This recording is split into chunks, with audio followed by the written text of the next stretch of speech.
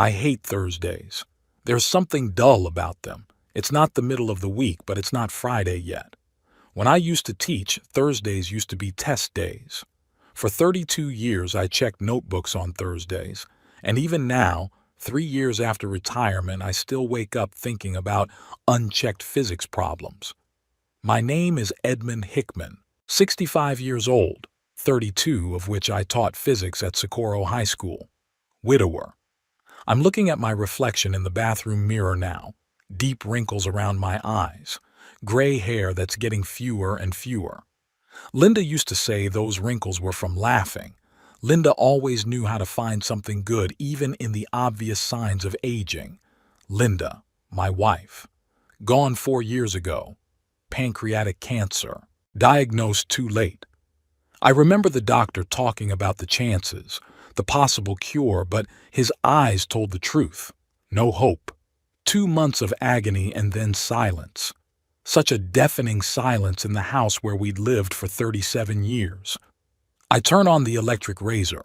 The buzzing fills the void, but not for long. After Linda's death, I quit teaching high school. I didn't see the point of explaining the laws of conservation of energy to teenagers when all my energy seemed to have gone with her. But a year later, I started giving private lessons, not so much for money as to fill the empty evenings. I had enough in my pension and savings, especially now that I was eating mostly frozen dinners and coffee. Shit, I cut myself, distracted by the memory. The small drop of blood on my chin is a minor pain, almost unnoticeable against the emptiness that has settled inside. The kitchen greets me with the usual mess: an unwashed cup from last night's coffee, a plate of leftover toast. Linda wouldn't approve. She always kept the house in perfect order. I turn on the coffee maker, pull out the only clean kitchen towel.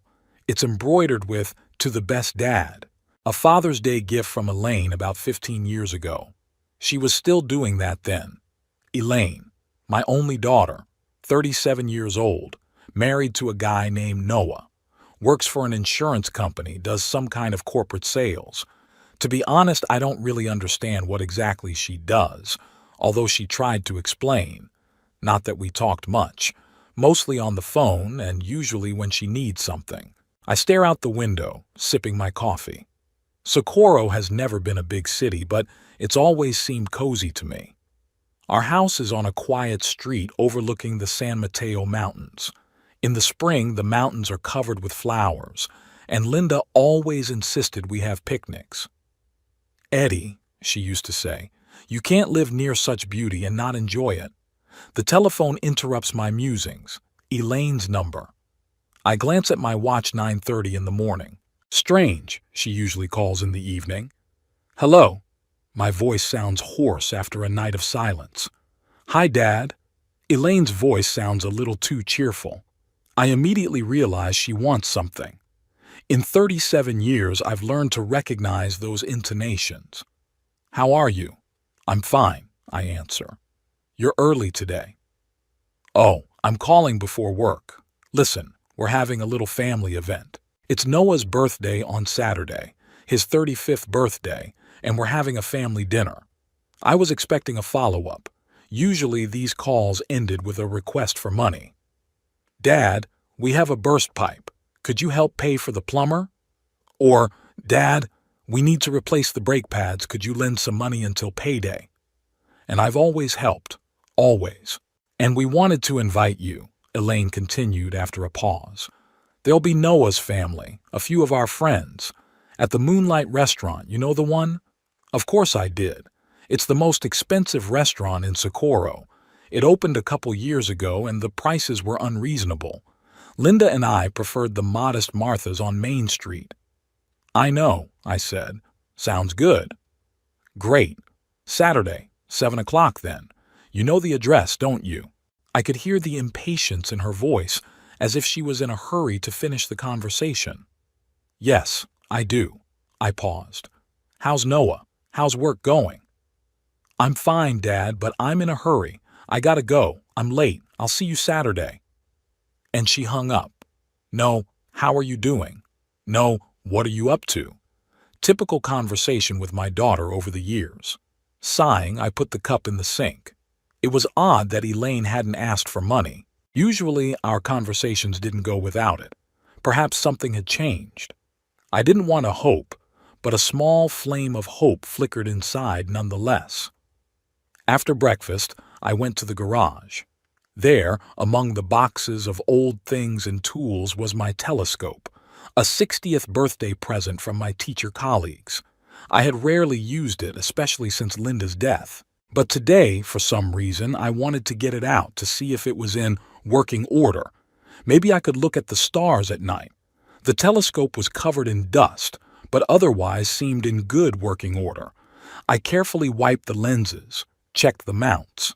In the process, I discovered an old photo I'd used as a bookmark in the manual.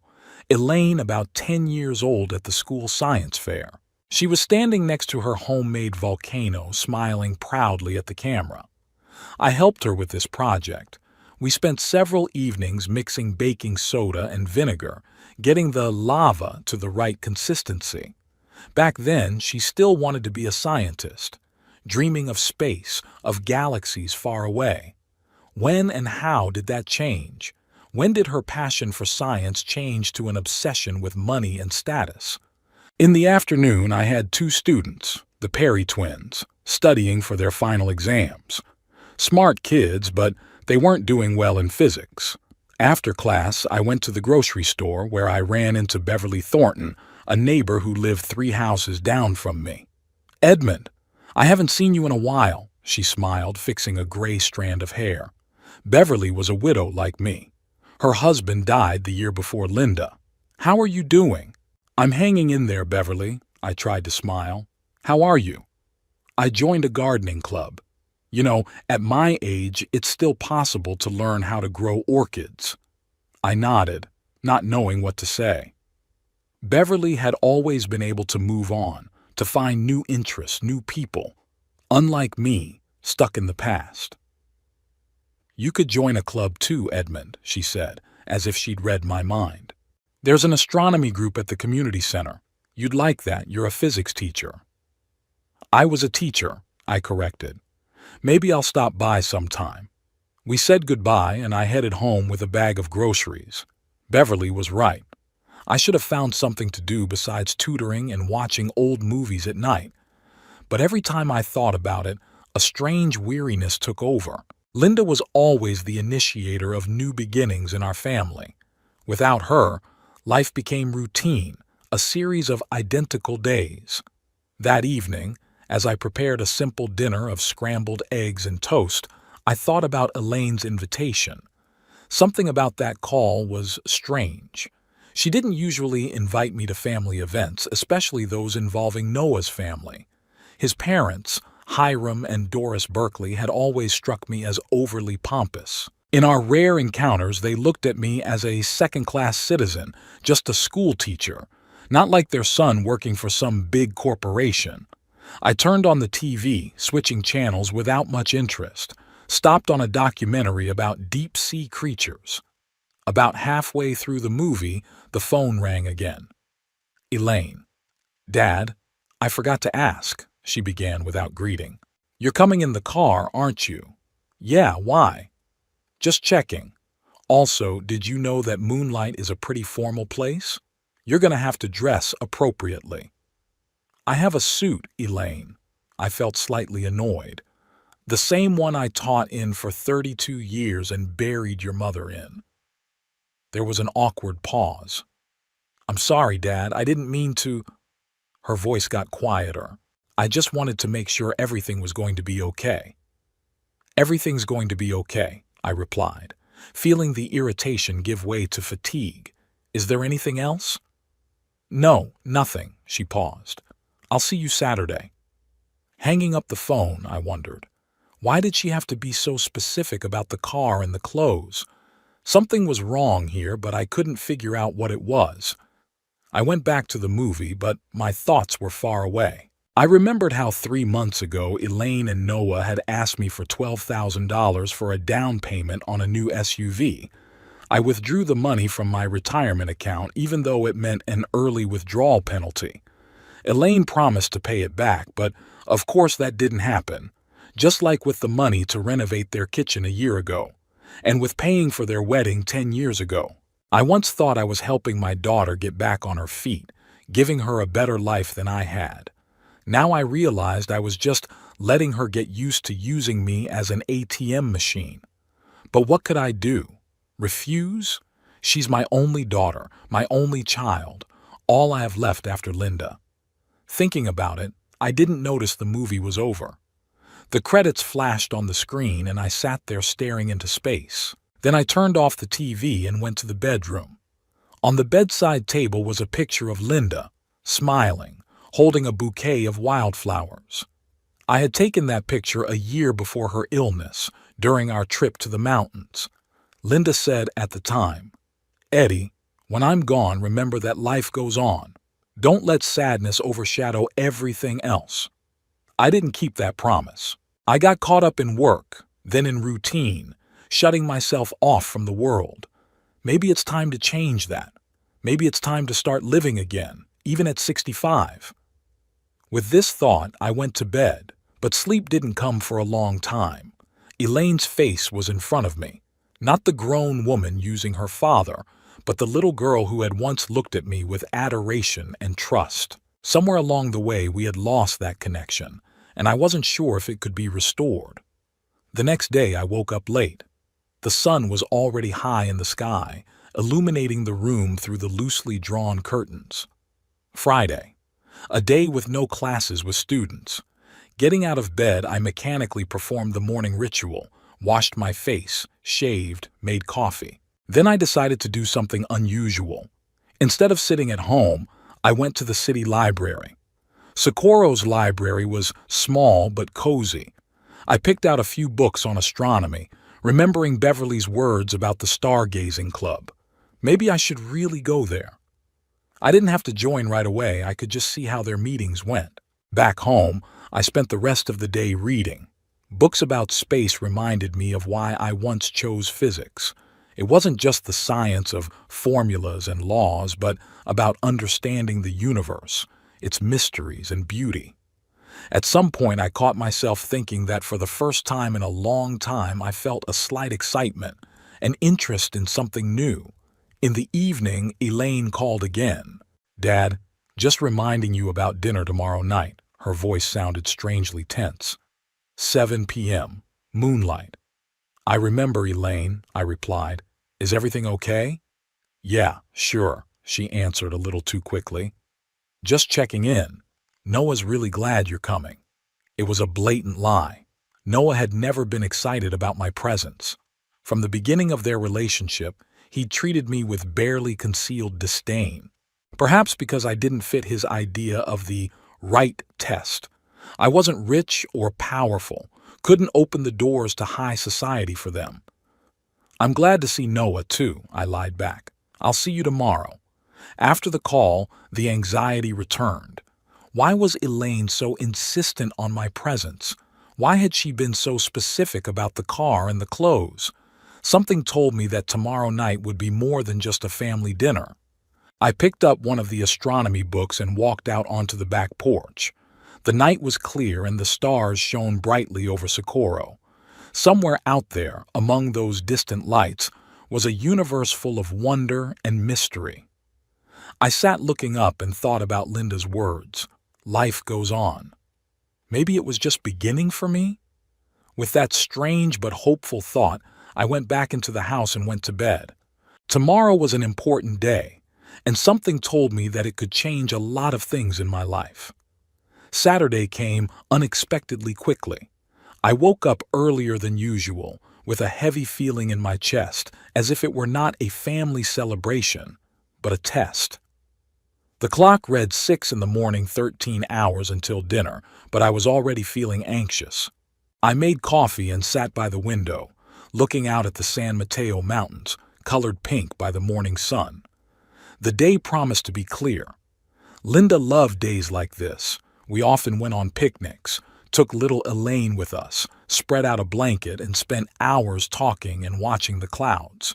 It's strange how one's relationship with one's own child changes. When Elaine was little, she looked at me with admiration, as if I knew the answers to everything in the world.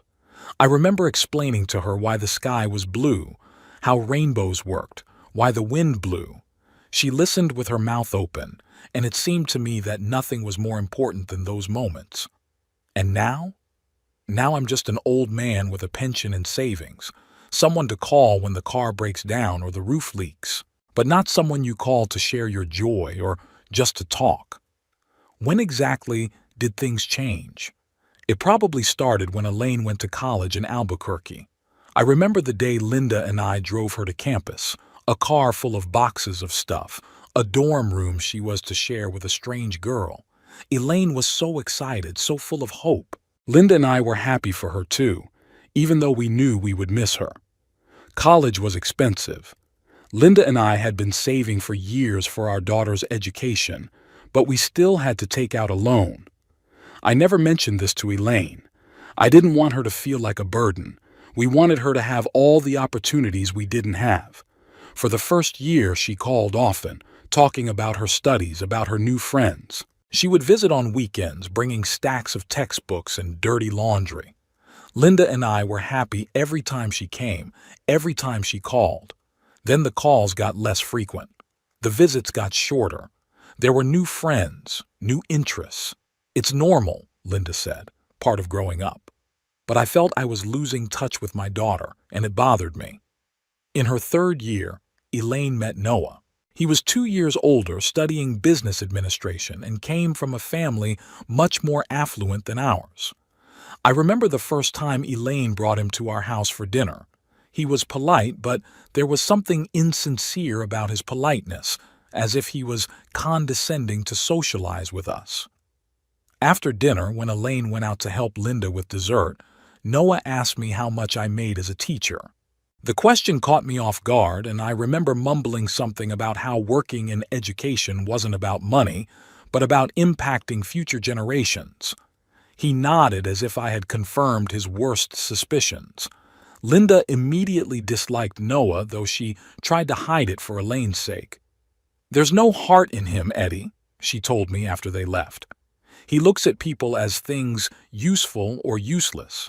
I wanted to believe she was wrong, that it was just prejudice. After all, Elaine had chosen him, and I trusted her judgment. But the years have shown that Linda was right. When Elaine announced her engagement during her senior year of college, Linda and I pretended to be overjoyed. We wanted our daughter to be happy, and if Noah was her choice, we had to honor that.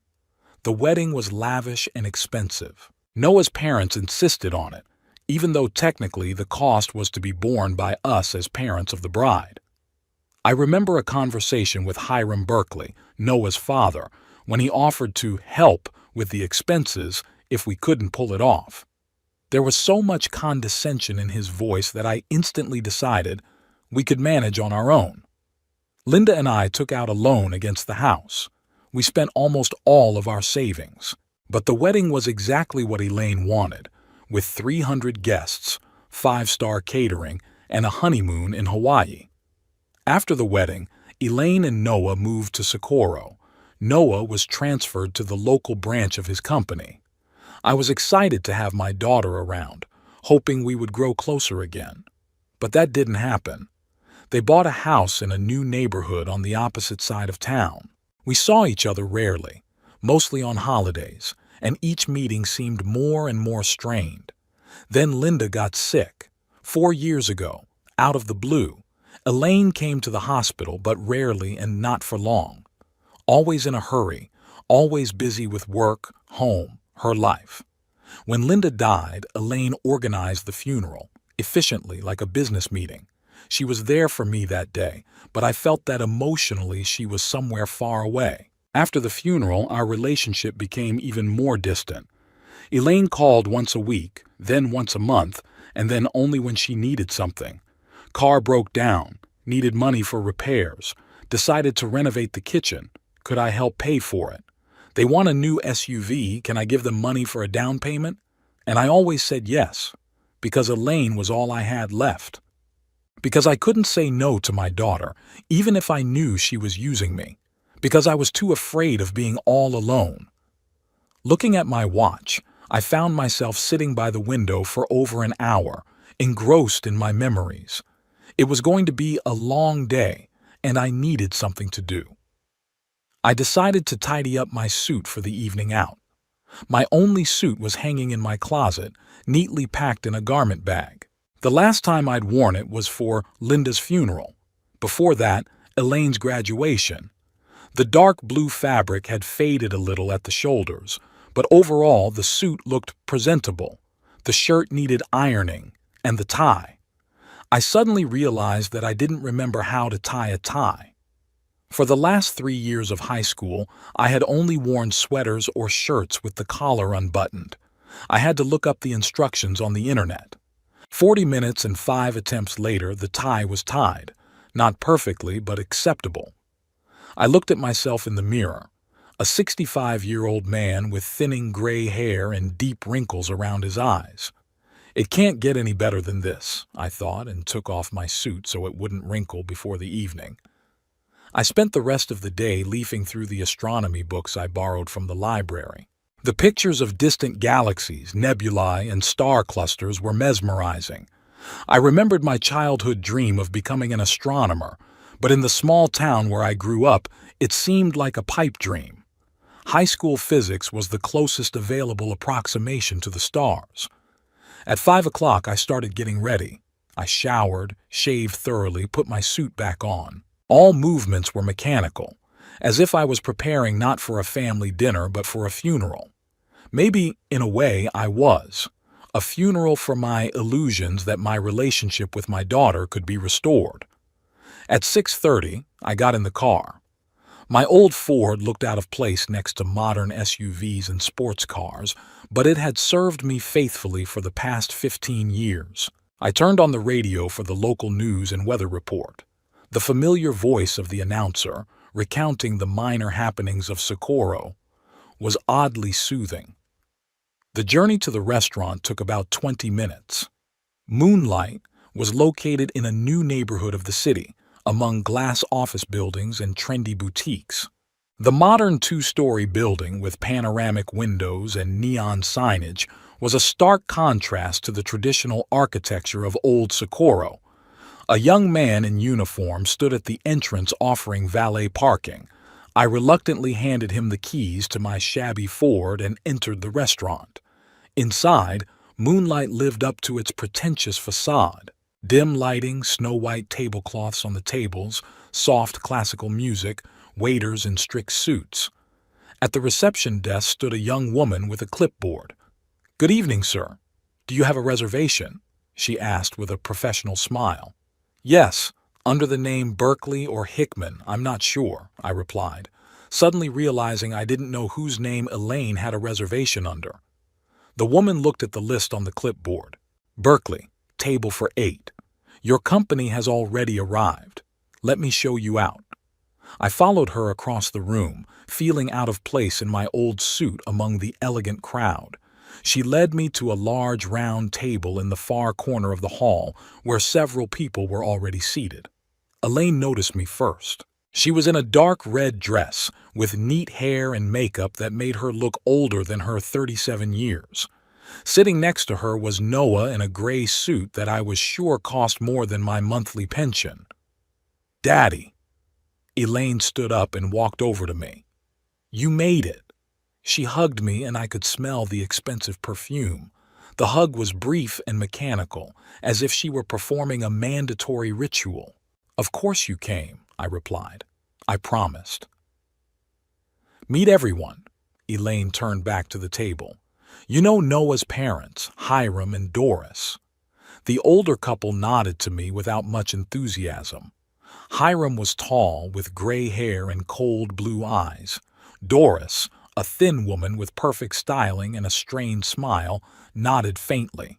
"And this is Noah's sister, Agatha, and her husband Wesley," Elaine continued, pointing to the young couple across the hall.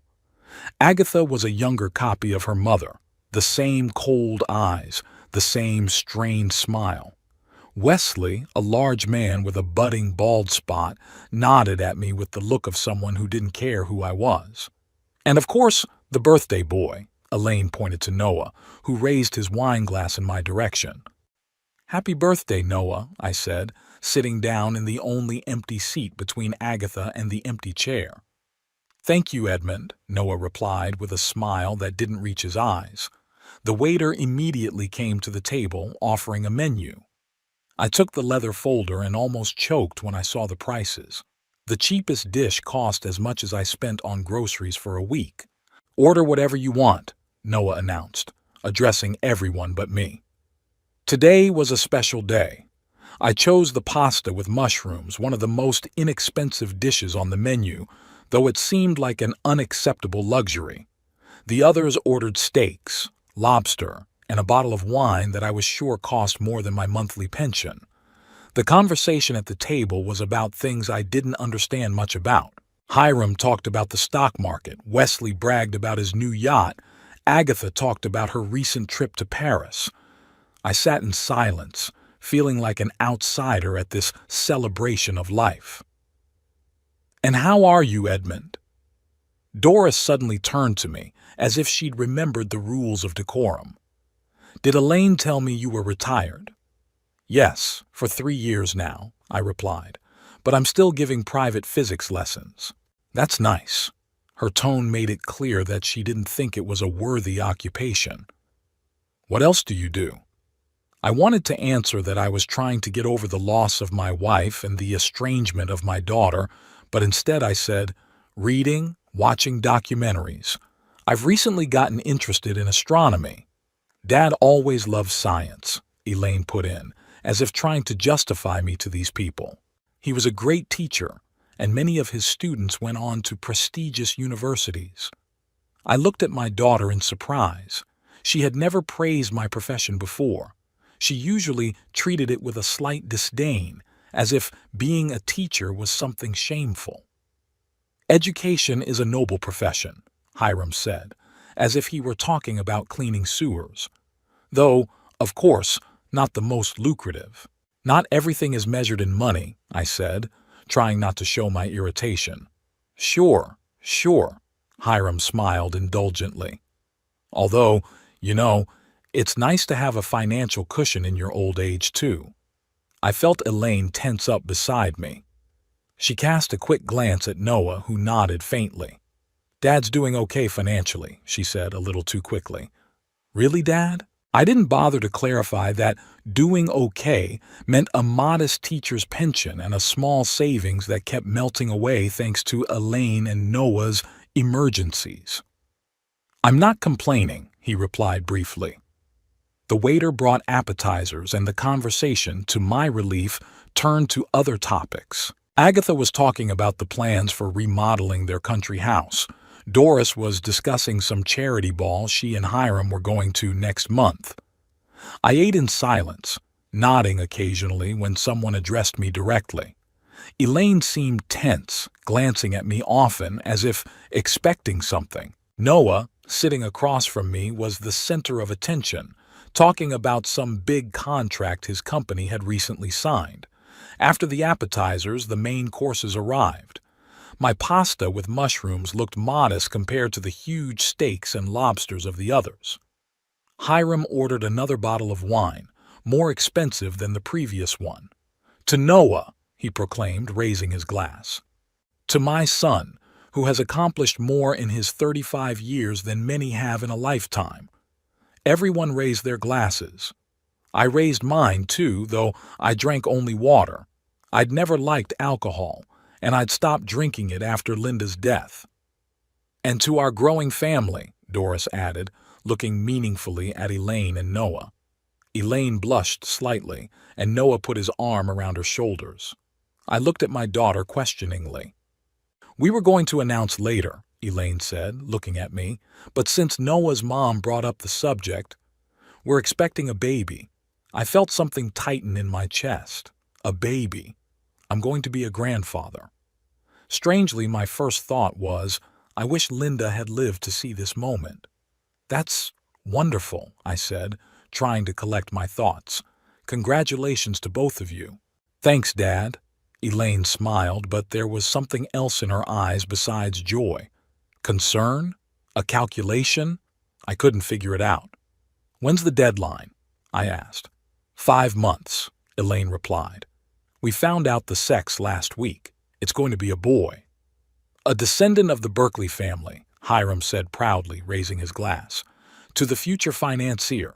Everyone drank again. I felt a pang of disappointment that Elaine hadn't told me about the pregnancy sooner.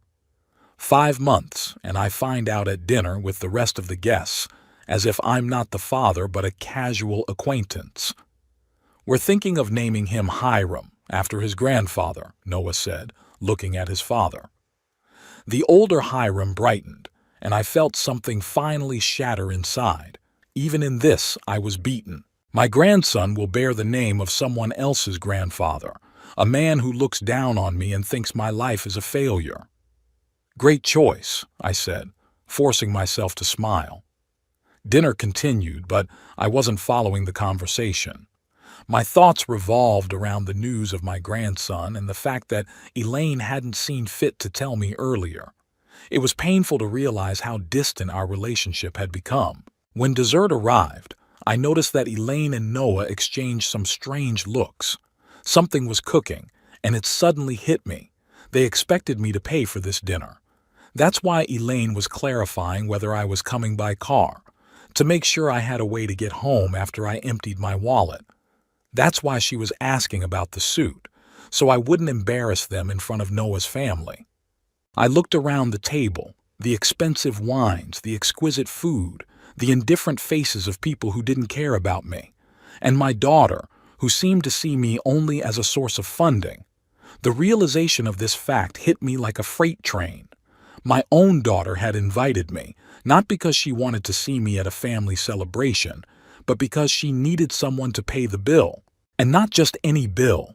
The bill for a lavish dinner for her husband's family, people who looked at me with poorly concealed contempt.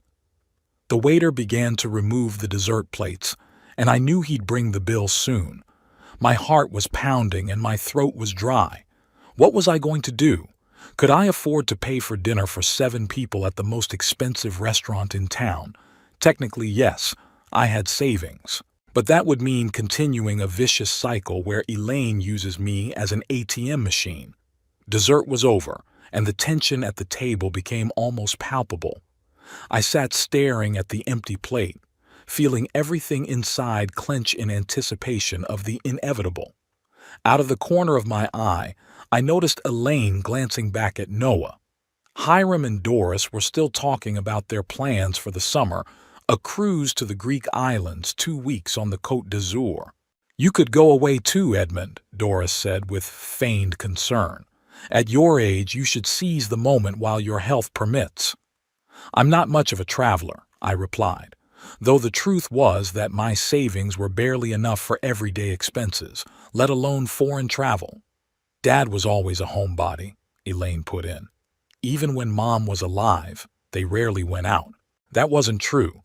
Linda and I loved to travel. We just did it modestly. Camping in national parks, trips to the ocean where we stayed in cheap motels.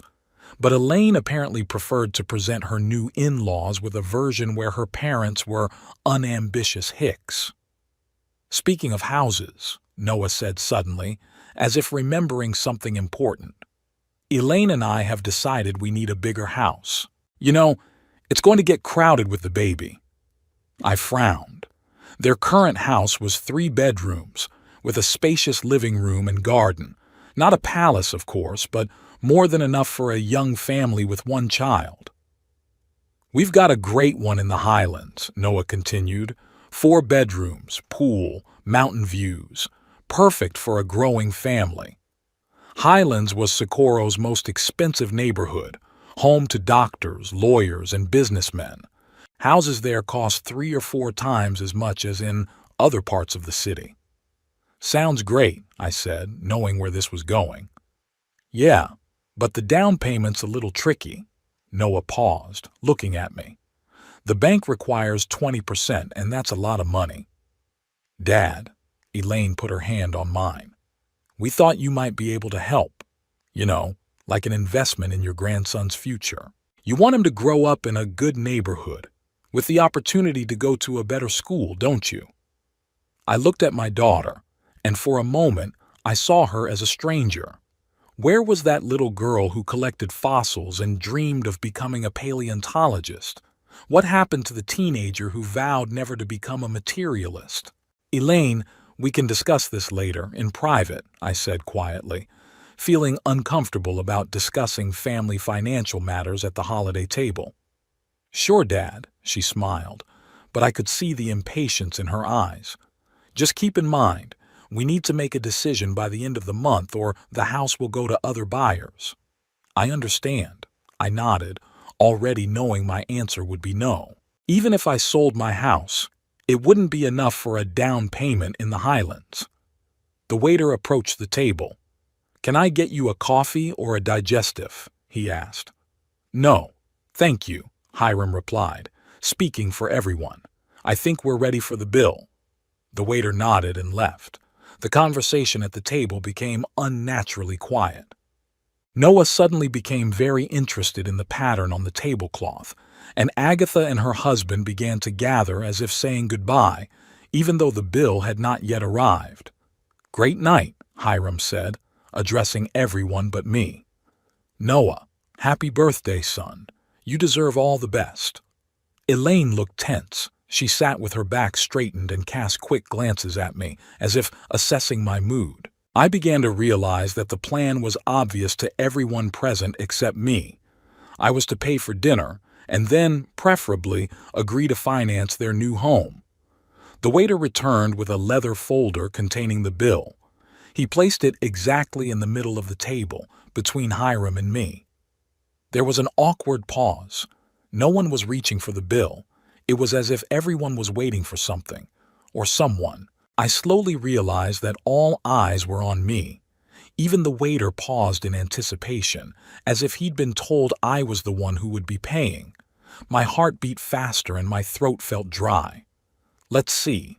I reached for the folder, determined to at least know the amount before I made a decision. When I opened the account, I felt the ground go from under my feet. The amount was astronomical, more than my pension for 3 months. Expensive wines, exquisite dishes, all those appetizers and desserts. The Berkeley family seemed to have deliberately ordered the most expensive things on the menu, knowing that they wouldn't be the ones paying. I closed the folder and placed it on the table. Memories flashed through my mind. How I'd paid for Elaine's college while working 2 jobs. How Linda and I had saved for everything so my daughter could attend a good university. How I'd withdrawn money from my retirement account to help with the down payment on their current house. How I'd paid for their car repairs just 3 months ago. And now this. They expected me to pay for a lavish dinner for people who barely dignified me with a glance, and then agree to give up my last savings for a house in an upscale neighborhood that I might not even be invited to visit. Something inside me broke. Or maybe it was the other way around, falling into place. I slowly rose from the table. I have to go, I said calmly. Dad? Elaine looked at me with a puzzled expression. Where are you going? Home, I replied, putting on my jacket. Elaine threw a panicked look at Noah, then looked at me again. But we're not done yet, she said, clearly referring to the unpaid bill. I'm done, I replied, heading for the exit. Daddy, where are you going?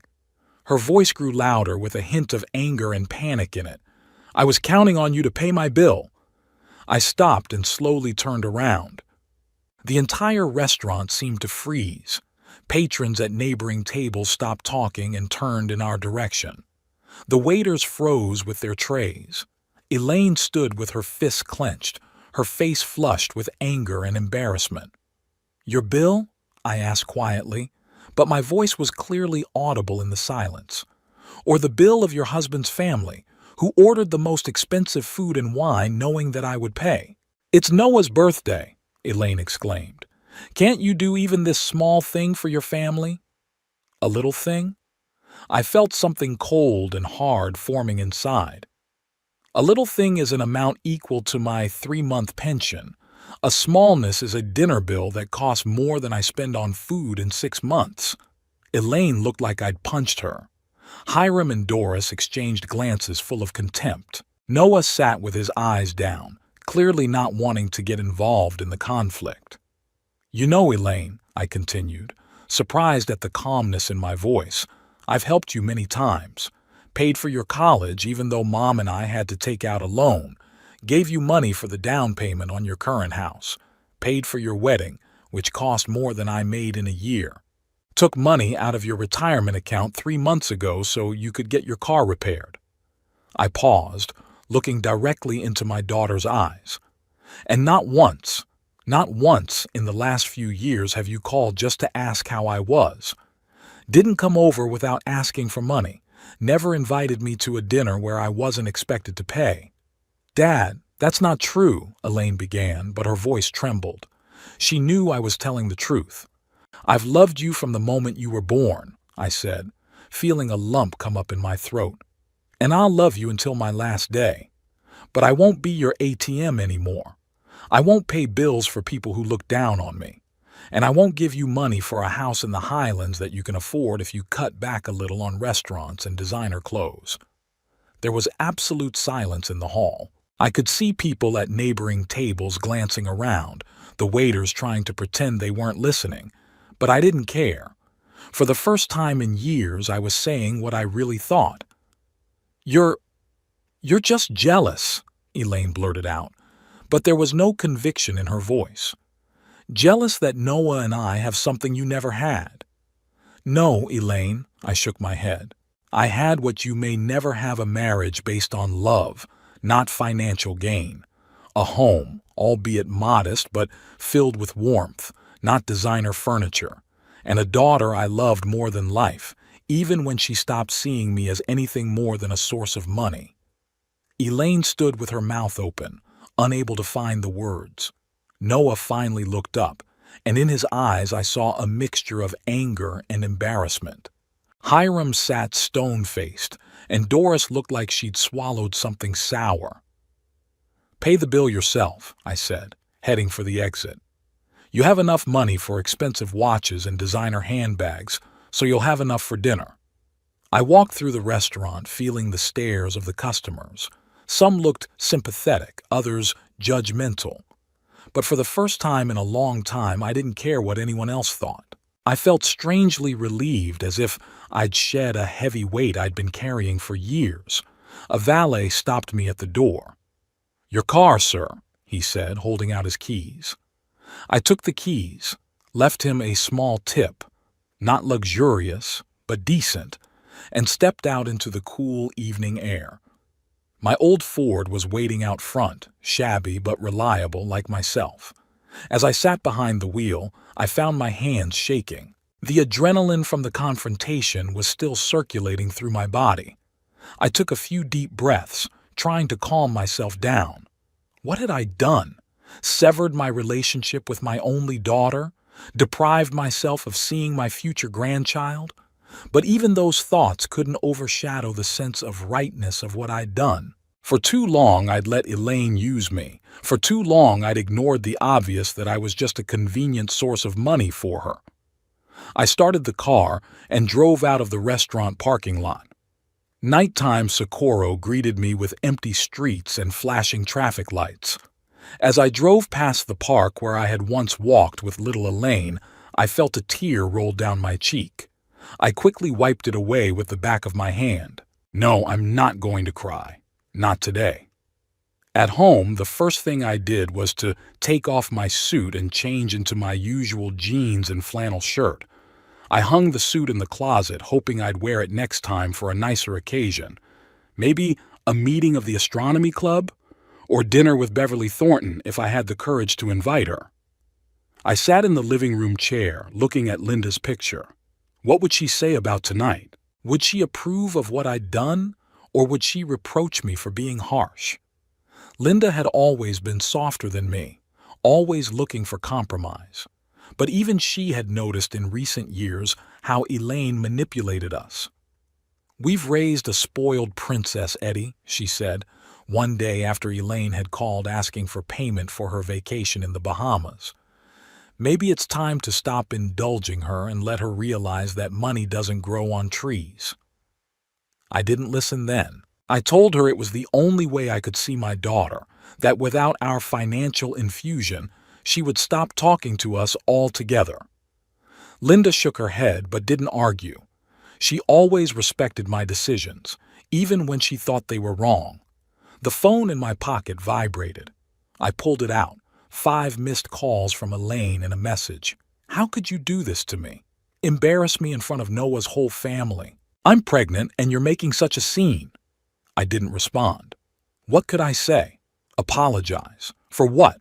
For finally telling the truth? Or pretend it never happened and start sponsoring her life again? No, it was time to end it.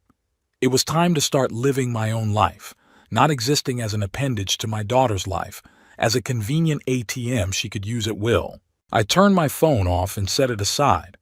Tomorrow would be a new day. Tomorrow I would think about what to do next. And today, I just wanted to sit in silence and get used to the idea that for the first time in years, I had done what I thought was right, not what was expected of me. Strangely, instead of being devastated, I felt a kind of relief, like I'd dropped a heavy backpack I'd been carrying around for years. Yes, it hurt. Yes, I may have lost a daughter. But at the same time, it was as if I had gotten myself back, the Edmund Hickman who had once had an opinion of his own and had not been afraid to speak it. The clock on the wall showed almost midnight. Outside the window, the city was quieting down, preparing for a new day. I walked over to the window and looked out at the starry sky. Linda always said that the stars reminded her how small our problems were on the scale of the universe. Today, I understood what she meant. The morning after the incident at the restaurant began unusually. I woke up at 6 in the morning, though I usually slept until 8.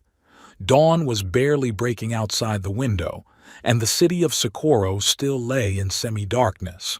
I lay staring at the ceiling, replaying the events of last night in my head. The scene in the restaurant seemed unreal, as if it were an episode from a movie, not my life. I got out of bed and headed for the kitchen, turning on the coffee maker and pulling out a cup. My hands were shaking a little, but not from nerves as I first thought, but from a strange excitement.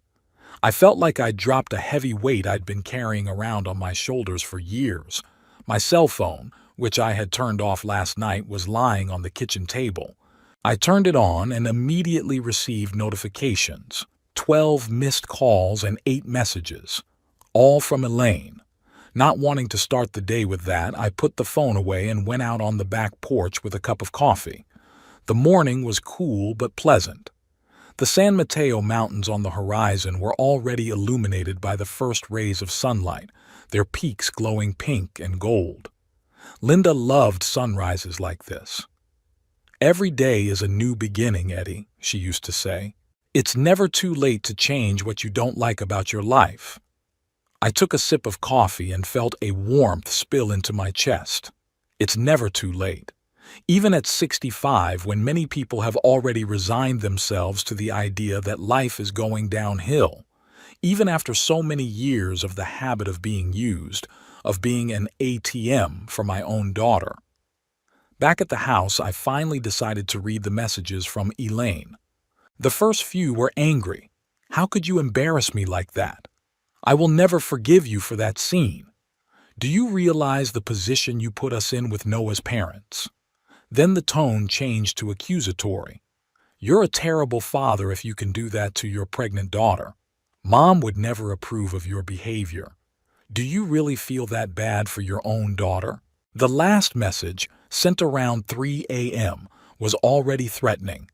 "If you don't apologize and reimburse the cost of dinner, you can forget you have a daughter, and you'll never see your grandchild either." I put the phone away, feeling my heart clench with pain. Despite everything, Elaine was my only daughter, my only child. The thought of never seeing her or my future grandchild was agonizing. But then I remembered all the years of manipulation, all the times Elaine had called just to ask for money, never interested in my life, my feelings. Even now, in those messages, there wasn't a word about her missing me or being sad about our fight. Just anger, accusations, and attempts to make me feel guilty. I decided not to respond to the messages. At least not now, not when the emotions were still too strong. Instead, I went about my usual morning chores, showered, shaved, made a simple breakfast. Strangely, I felt calmer and more confident than I had in many months, maybe even years. At 10 o'clock, I decided to take a walk to the town library. It was a clear, sunny day, and I wanted to get out of the house and get some fresh air. On the way, I met Beverly Thornton, my neighbor, who was walking her terrier. "Edmund," she waved at me. "It's a beautiful morning, isn't it?" "Beautiful indeed," I replied, stopping beside her. "You look different today," Beverly said, tilting her head to the side. "More, I don't know, centered or something." I smiled. Beverly was always observant. "I think I've finally made some decisions I should have made a long time ago." "Oh, that's wonderful." She was genuinely pleased. "Life is too short to put off important decisions, isn't it?" "Yes," I nodded. "That's what Linda always said." We talked a little about the weather, about a new exhibit at the local museum that Beverly had recommended. Then she asked if I wanted to join her and her friends for dinner on Friday. "Nothing special, just a small gathering of people our age. It will be nice to have another intelligent conversationalist," she said. I agreed, feeling mildly excited at the prospect of new social contacts. Since Linda's death, I had pretty much stopped socializing with people except out of necessity. Maybe it was time to change that. At the library, I picked up a few books on astronomy and one on photography, another hobby I had once been interested in but had abandoned after Linda's passing. As I walked back home, I could almost physically feel new possibilities, new paths opening up around me. As I approached my house, I noticed a familiar car in the driveway, Noah's silver Audi. My heart jumped. I wasn't ready for this confrontation, at least not so soon. Noah sat on the porch steps, tapping his foot impatiently on the concrete. When he saw me, he stood up, his face tense, his lips pressed into a thin line. "We need to talk, Edmund," he said without greeting. I nodded and opened the door, letting him inside. Noah had never been in my house alone before, without Elaine. He looked around with ill-concealed disdain, as if assessing the old furniture, the worn carpet, the bookshelves filled with tattered volumes. "Have a seat," I suggested, pointing to the couch in the living room. Noah remained standing with his arms crossed over his chest. "I'm not here for small talk," he said. "What you did yesterday was unforgivable. You humiliated my wife. You embarrassed my family in front of my parents. You ruined my birthday." I looked at him, wondering how I hadn't noticed this narcissism before, this certainty that the whole world should revolve around him. "What do you suggest I do, Noah?" I asked calmly. "First, pay the bill you left us yesterday." He pulled a folded piece of paper out of his jacket pocket and handed it to me. "Here's a copy. As you can see, the amount is impressive." I took the sheet and looked at the figures. Indeed, the sum was huge, the equivalent of my 3 monthly pensions. "Secondly," Noah continued, "you owe Elaine an apology. She's pregnant, in a sensitive state, and you made a scene in front of the whole restaurant. She cried all night." I folded the sheet and put it on the coffee table. "And thirdly, I suppose you still expect me to give you money for a house in the Highlands?" I asked with slight irony. Noah tensed slightly but quickly pulled himself together. "That's a separate issue," he said. "But yes, we're still hoping for your help. After all, this is your grandson's future we're talking about." I sat back in my chair, feeling suddenly tired. Not physical, but some deep, soulful weariness from the whole situation. "Noah," I began, trying to speak calmly and reasonably, "I'm not paying this bill. I didn't invite you to this restaurant. I didn't choose the menu. I didn't order expensive wines. If you and your family wanted to celebrate your birthday in luxury, that's your right, but the expense should be yours as well." Noah's face turned red with anger. "Are you serious?" His voice got higher with indignation. After everything Elaine and I have done for you. I raised my eyebrows in surprise. What exactly have you done for me, Noah? Remind me, please. He hesitated for a moment, clearly not expecting such a question. We visit you. We invite you to family events. Elaine calls you every week. You visited me twice in the last year, I said, curling my fingers. Both times to ask for money. I was invited to a family function for the first time yesterday, and that, as it turned out, only to pay the bill. As for Elaine's calls, yes, she does. When the car broke down, when the roof leaked, when I needed money for a new TV. But not once has she called just to ask how I'm doing, what I'm doing, if I'm lonely. Noah looked puzzled, as if he couldn't figure out what any of this had to do with our conversation. It's not fair, he finally said. Elaine cares about you. She always talks about you with respect. Really? I couldn't hold back a skeptical chuckle. Then why did she lie to her mother-in-law when she said Linda and I never traveled? Why is she ashamed of my profession? Why hasn't she invited me to your house once in the last 6 months? Noah was clearly beginning to lose his patience. Look, Edmund, I didn't come here for a philosophical discussion. I need a concrete answer. Are you going to pay the bill or not? No, I said firmly. And I'm not giving you money for a house in the Highlands. Not because I don't love Elaine or don't want what's best for my future grandchild. It's because it's time you both learn to live within your means and stop treating me like an ATM machine.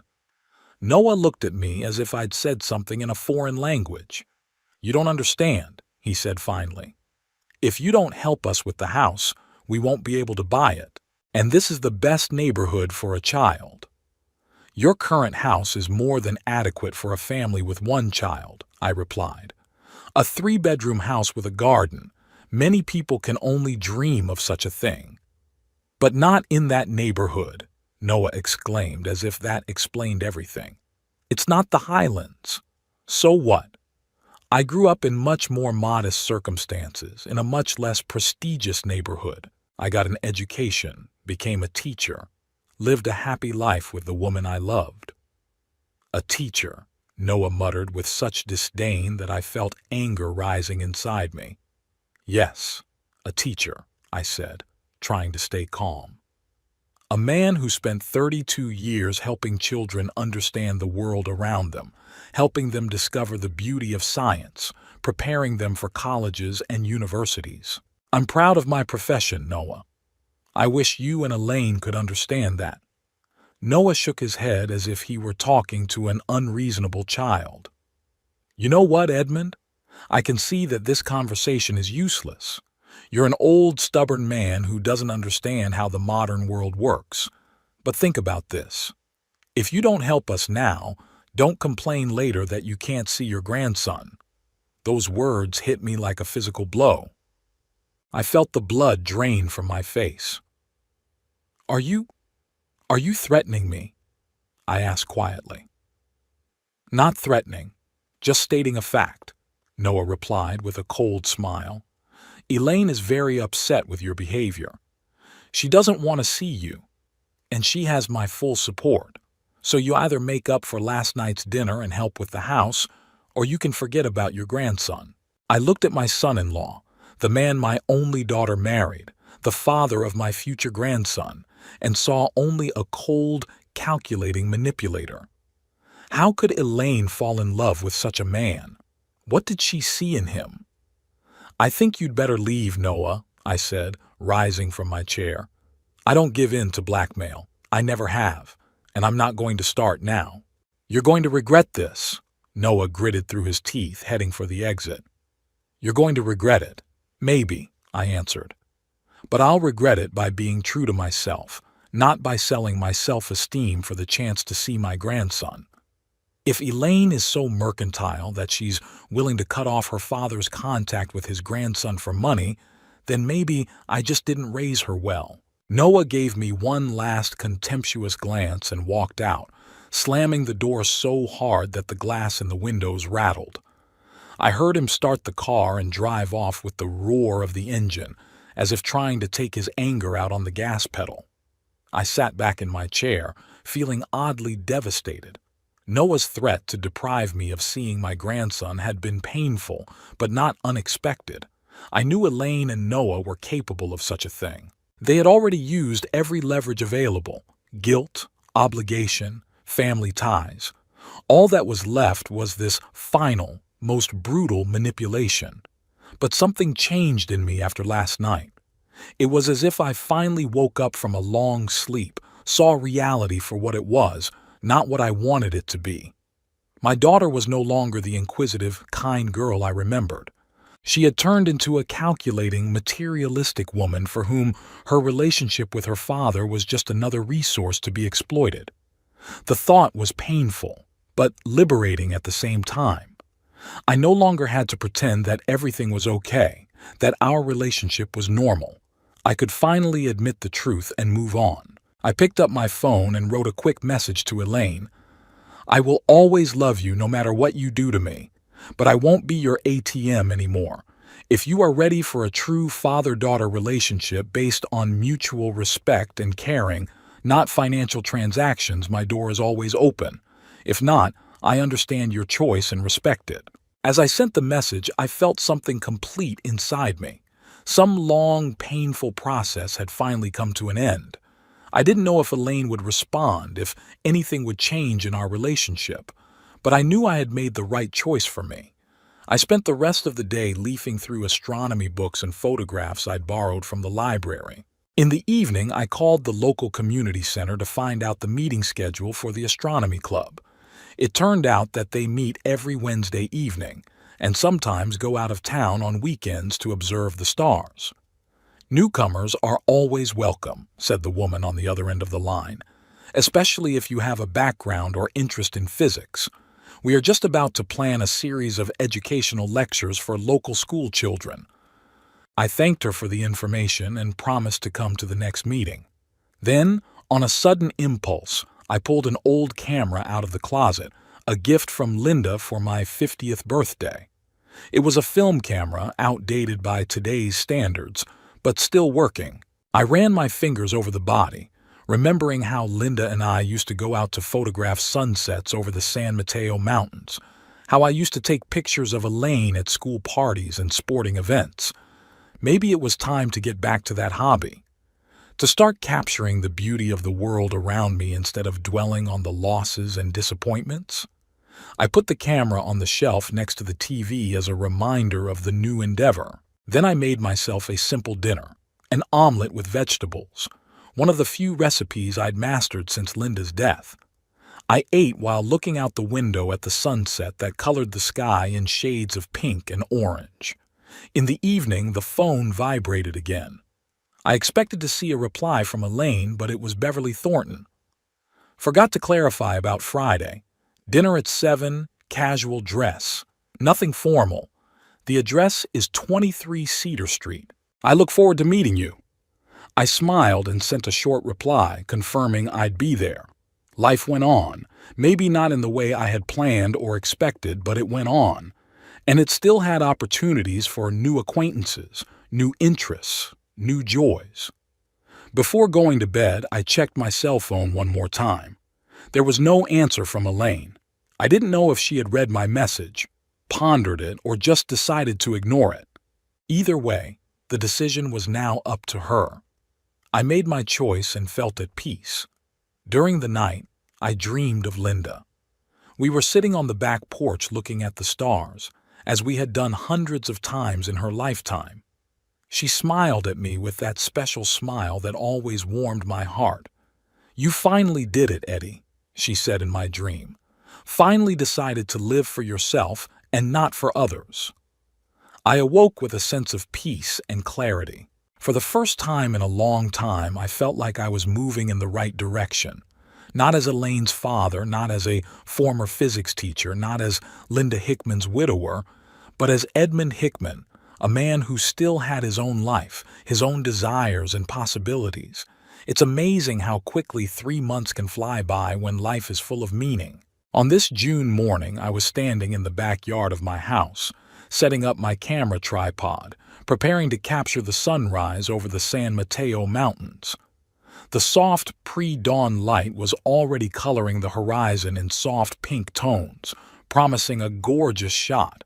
A lot had changed since that evening at the Moonlight restaurant. Externally, my house looked the same worn porch steps, the same small garden I'd learned to keep in decent shape. But inside, both in the house and in myself, there were striking changes. The living room now had a large table with photographic printing supplies, a gift from the members of the photography club I had joined 2 months ago. On the walls hung my own work, landscapes of Socorro and the surrounding area, portraits of new friends, macro shots of flowers from Beverly's garden. In the corner of the garage stood a developer, an expensive but worthwhile purchase I'd made after selling the old china set that Linda and I had received as a wedding gift but never used. After taking a few pictures of the rising sun, I went back into the house to make breakfast. On the kitchen table was a lesson plan for the day, a habit I had acquired over the past few months. Morning, develop film from yesterday's trip to the canyon.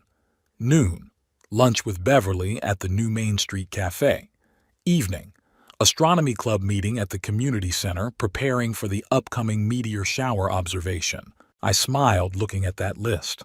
My days used to be empty, filled only with the occasional class with students and endless hours in front of the TV.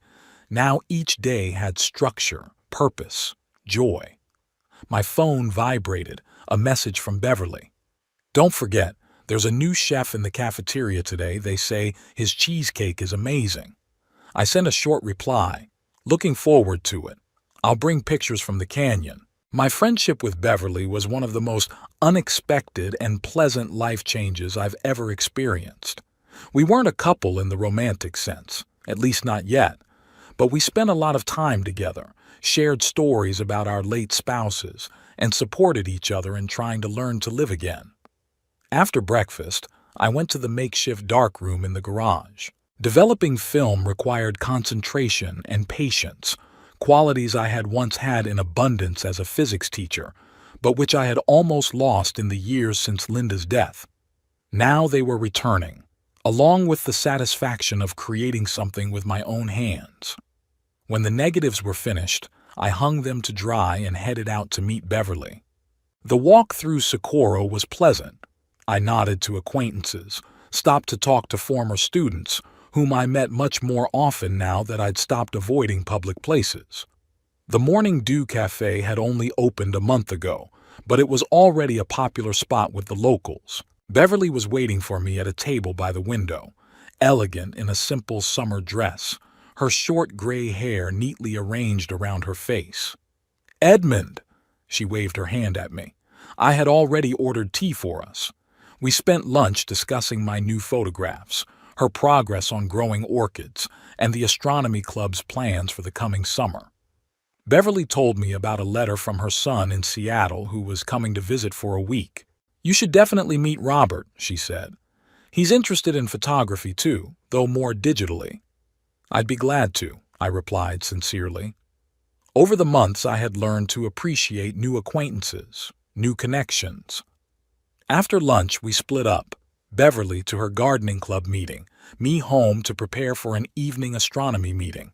As I passed the mailbox, I noticed an unstamped envelope. Someone had delivered it personally. I recognized Elaine's handwriting even before I saw the sender's name. Since our fight at the restaurant, I had received only 2 messages from my daughter. The first, a week later, was full of anger and accusations. The second, a month later, more subdued but still cold, reported that she and Noah had bought a house in the Highlands after all, taking out an additional loan. "Made it through without your help," she wrote, clearly expecting me to feel guilty or excluded. I didn't respond to any of these messages, not because I didn't miss my daughter, I certainly did, but because I knew any contact on her terms would simply return us to our previous unhealthy dynamic. I figured that if Elaine ever wanted a real, sincere relationship, she'd find a way to let me know.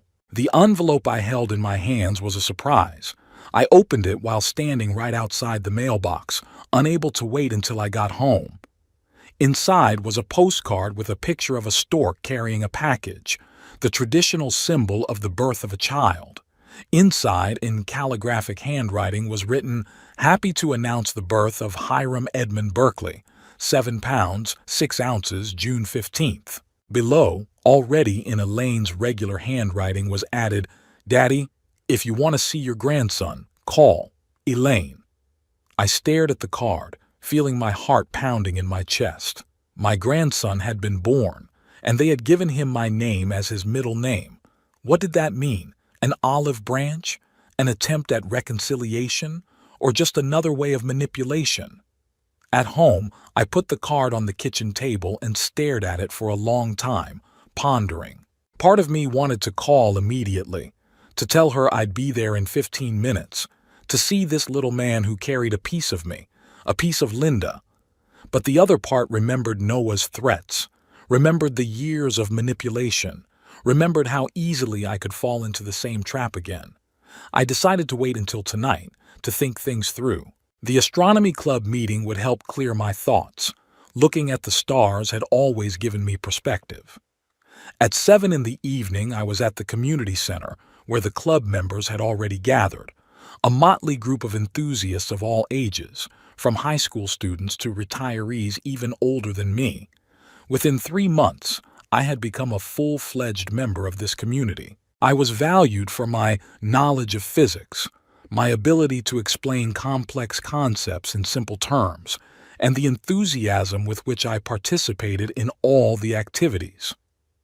"Edmund, you seem distracted today," said Carol, the 70-year-old club leader, when I miscalculated for the 3rd time for an upcoming observation. "Is something wrong?" I told her about the birth of my grandson and showed her the card I had brought with me. Carol listened, nodding, her wise eyes looking at me with understanding. "It's a difficult situation," she said, "but you know what I think? A child is not to blame for the actions of his parents, and he has the right to know his grandfather." "I think so too," I replied. "But I'm afraid Elaine and Noah are just using him as bait to get access to my wallet again." "Maybe," Carol agreed. "But you don't have to give them money to see your grandson, do you? Set boundaries. Say you want to be part of the child's life, but your financial situation hasn't changed." It was sound advice. After the meeting, driving home under the stars, I continued to ponder the situation. By the time I reached my house, the decision was made. I called Elaine. Noah answered the phone, his voice sounding wary. "Ah, Edmund," he said without greeting, "you got our card." "Yes," I answered. "Congratulations on the birth of your son. May I speak to Elaine?" "She's resting," he said, a touch of smugness in his voice.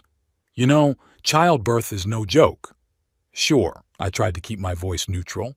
"Please tell her I called, and that I'd like to see my grandson when it's convenient." There was a pause, then Noah said, "Actually, we're in a pretty tough financial situation right now. Baby expenses, house loan payments. You know how it is. Here it is." I almost smiled, so predictable it was. "I'd like to see my grandson, Noah," I repeated firmly. "But my financial situation hasn't changed since the last time we talked. I'm retired, my income is limited, and I can't help you financially." "Then I don't know if we can organize a meeting," Noah replied coldly. "We are very busy, and traveling to your part of town takes a lot of time." "I could come to your place," I suggested. "Or we could meet in the park, at a cafe, anywhere that would be convenient for Elaine." "We'll see," Noah replied uncertainly. "I'll tell Elaine you called." After that conversation, I went out to the backyard where I set up my old telescope. The night was clear, perfect for stargazing. I pointed the telescope at Jupiter, the brightest planet in the sky this evening. Through the eyepiece, the streaks on the giant planet's surface and its 4 largest satellites were clearly visible. Looking at this picture, I thought of my newborn grandson, little Hiram Edmund, whom I may never truly know. It hurt, of course, but it was no longer as sharp as it used to be. During those 3 months, I learned to find joy in other aspects of life, to build relationships that weren't based on manipulation and guilt. The next 2 weeks passed without hearing from Elaine or Noah. I continued on with my new life, taking pictures, participating in astronomy club activities, having lunch with Beverly, even starting to teach basic physics principles to a group of interested club members. And then, one Saturday, the doorbell rang. On the doorstep stood Elaine with a baby carrier in her hand. She looked tired, with dark circles under her eyes, but generally seemed healthy. "Hi, Daddy," she said quietly. "Meet your grandson." I stepped aside silently, letting her into the house. Elaine walked into the living room, set the carrier on the couch, and carefully removed a small package. A tiny creature with a red, wrinkled face and a tuft of dark hair on the top of its head. "Do you want to hold it?" Elaine asked, and I nodded, not trusting my voice. She handed the baby to me, showing me how to properly support the head. I looked at that little face, those tiny hands, and felt something turn over inside. My grandchild, part of me, part of Linda, even part of Elaine, the Elaine I once knew and loved. "He's beautiful," I said finally. "Thank you for bringing him over."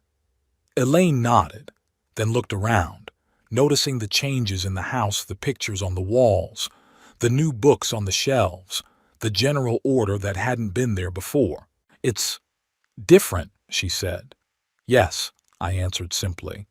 "A lot has changed in the last few months." We sat in silence for a while, me holding the baby, Elaine looking out the window. Then she said, "Daddy, we need your help, financially. Our loan payments are more than we bargained for, and with the baby, I won't be able to work full-time for at least 3 months." I looked at my daughter, at her tired face, at the way she nervously tugged at the hem of her blouse, a gesture she had adopted from Linda, and I felt not anger, not disappointment, just a quiet confidence. "No, Elaine," I said softly, "I can't help you with money. Not because I don't love you or the baby, it's because it won't solve your problems. You and Noah need to learn to live within your means, maybe even consider moving to a smaller house if you can't afford your current one." Elaine straightened, a familiar look of resentment and anger on her face. "So you haven't changed your mind, even for your grandson's sake?" "Especially for my grandson," I replied. "I want to be a part of his life. I want him to know his grandfather. But not as an ATM, but as someone who can teach him to look at the stars, to take pictures, to understand how the world works." Elaine took the baby from my arms, gently tucked him back into the carrier. "I thought you'd change when you saw him," she said bitterly. "I thought you'd realize how important it was to give him the best." "The best isn't always the most expensive, Elaine," I replied. "It's love, attention, values, things that money can't buy." She shook her head as if I were speaking a language she didn't understand. "I have to go," she said, picking up the carrier. "Noah's waiting in the car." "You can come any time," I said, walking her to the door, with or without the baby, just to talk, to spend time together. "My door is always open to you, Elaine, but my wallet isn't." She left without looking back. I stood on the porch, watching her get into the car with Noah waiting behind the wheel. They drove away, and I didn't know if I'd ever see them again, or, more importantly, whether I would see my grandson again. But in a strange way, I felt at peace.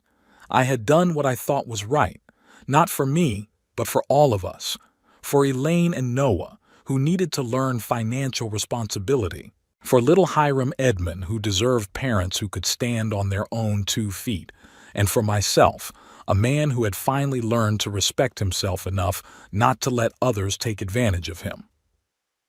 In the evening, I went out into the backyard again with the telescope. The night was exceptionally clear, with the Milky Way spread out overhead in a wide silvery ribbon.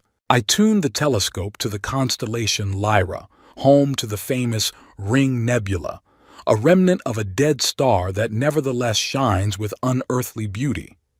Looking at this cosmic wonder, I thought about the cycles of life, the birth and death of stars, the coming of new generations and the passing of old ones. about how loss can be the beginning of something new. 3 months ago, I thought I had lost my daughter. In a way, maybe I had. But instead, I found myself, not just a father, not just a widower, but a whole person with his own interests, friends, goals. At 65, I began a new chapter of my life. Not the one I had planned or expected, but perhaps just the one I needed. And who knew what else lay ahead? Maybe in time Elaine would understand my position. Maybe we'd find a way to build a new, healthier relationship. Maybe I would become a part of my grandson's life after all. Or maybe I won't. And with that thought, I learned to live in peace, too. I stepped away from the telescope and looked at the starry sky with the naked eye. The universe was vast, full of possibilities and wonders, and my life, no matter how small it seemed on a cosmic scale, was still my own, to live it the way I thought was right. I smiled at the stars and returned to the house, where new photos lay on the table waiting to be sorted. Books stood on the shelf waiting to be read, and the calendar was marked with plans for tomorrow, for the next week, for the months ahead. Plans of a man who had decided to live life to the fullest, regardless of age or circumstance. A man who had finally realized that it was never too late to start living for himself.